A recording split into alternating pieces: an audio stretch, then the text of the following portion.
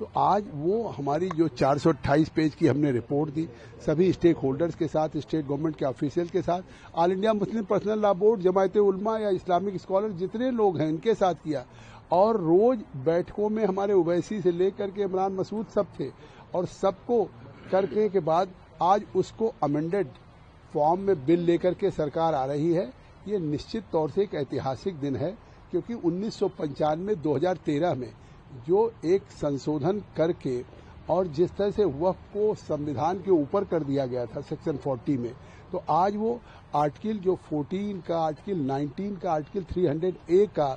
और आर्टिकल 21 का जो उल्लंघन था, आज उसको ठीक किया है। और आज इस बिल के पास होने से देश के गरीब पसमानदा आम मुसलमानों का इसका फायदा। इस लोकतंत्र में एक स्वस्थ लोकतंत्र की परंपरा है कि आप किसी का समर्थन कर सकते हैं, किसी का विरोध कर सकते हैं,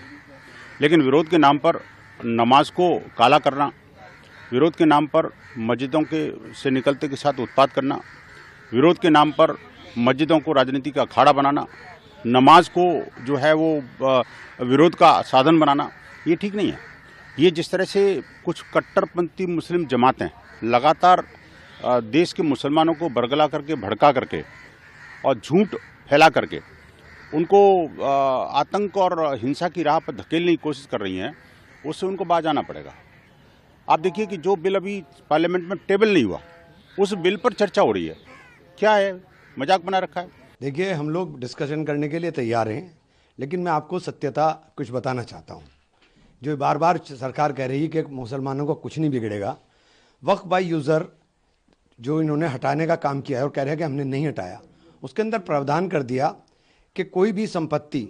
जो सरकारी हो, जिसके अंदर सरकारी हिस्सेदारी हो या विवादग्रस्त हो, उस संपत्ति को जब तक वक्फ नहीं माना जाएगा, वो एक डेजिग्नेटेड ऑफिसर को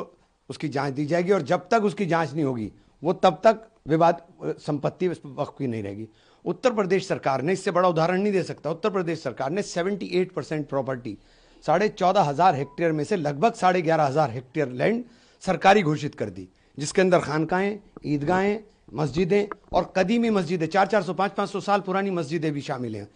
उनको सरकारी संपत्ति घोषित कर दी। और अब ये अधिकार चला जाए डेजिग्नेट, इस कानून के बाद डेजिग्नेटेड ऑफिसर के पास, वो तय कब करेगा उसकी कोई समय सीमा नहीं है कि वो कब तय करेंगे। तो ये जो विवाद की स्थिति पूरे देश में खड़ी होनी है, ये बहुत खतरनाक है, और ये पूरी तरीके से